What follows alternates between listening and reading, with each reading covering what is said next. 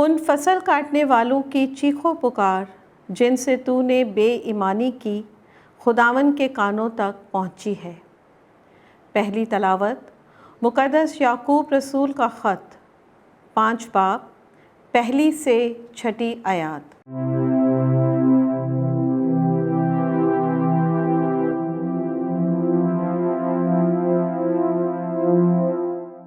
اب اے دولت مندو تم سنو، اپنی ان آفتوں کے سبب سے چلا چلا کر رو جو تم پر آنے والی ہیں، کیونکہ تمہارا مال گل سڑ گیا اور تمہارے کپڑے کیڑے کھا گئے، تمہارے سونے چاندی کو زنگ لگ گیا، اور ان کا زنگ تم پر گواہی دے گا اور آگ کی طرح تمہارا گوشت کھائے گا۔ تم نے آخری دنوں میں خزانہ جمع کیا، دیکھو جن مزدوروں نے تمہارے کھیت کاٹے ان کی وہ مزدوری جو تم نے ظلم کر کے رکھ چھوڑی ہے دہائی دیتی ہے، اور ان فصل کاٹنے والوں کی چیخو پکار رب الافواج کے کانوں تک پہنچ گئی ہے۔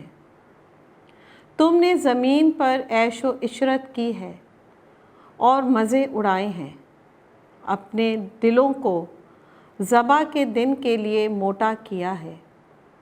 تم نے فتویٰ دیا ہے اور صادق کو قتل کیا ہے، وہ تمہارا مقابلہ نہیں کرتا۔ پاک کلام کے پڑھے اور سنے جانے پر خدا کی برکت ہو، خدا کا شکر ہو۔ زبور اور جماعتی جواب۔ مبارک وہ ہے جو روح کے غریب ہیں، کیونکہ آسمان کی بادشاہت انہی کی ہے۔ ان کا طریق یہی ہے جن کا بھروسہ حماقت ہے، اور ان کا بھی یہی انجام ہے جو اپنے بخت سے خوش ہیں۔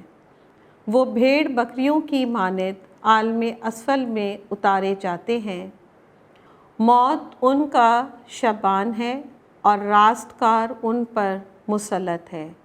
جماعتی جواب۔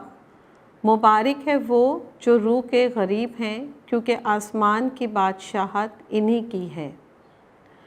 ان کا حسن جلد ہی زائل ہو جاتا ہے، عالم اسفل ان کا ٹھکانہ ہوتا ہے۔ لیکن خدا میری جان کو عالم اسفل کی گرفت سے چھڑائے گا، جبکہ وہ مجھے اپنے پاس قبول کر لے گا۔ جماعتی جواب۔ مبارک ہے وہ جو روح کے غریب ہیں، کیونکہ آسمان کی بادشاہت انہی کی ہے۔ جب کوئی مالدار ہو جائے، جب اس کے گھر کی شوکت بڑھے تو خوف نہ کر، کیونکہ وہ مر کر کچھ ساتھ نہ لے جائے گا، نہ اس کی شوکت اس کے ساتھ اترے گی۔ جماعتی جواب۔ مبارک ہے وہ جو روح کے غریب ہیں، کیونکہ آسمان کی بادشاہت انہی کی ہے۔ اگرچہ وہ جیتے جی اپنی جان کو مبارک کہتا رہا ہو، کہ اس لیے تیری تعریف کی جائے گی کہ تو نے اپنا بھلا کیا ہے، تو بھی وہ اپنے باپ دادا کے گروہ میں جا ملے گا جو کبھی روشنی نہ دیکھیں گے۔ جماعتی جواب۔ مبارک ہے وہ جو روح کے غریب ہیں، کیونکہ آسمان کی بادشاہت انہی کی ہے۔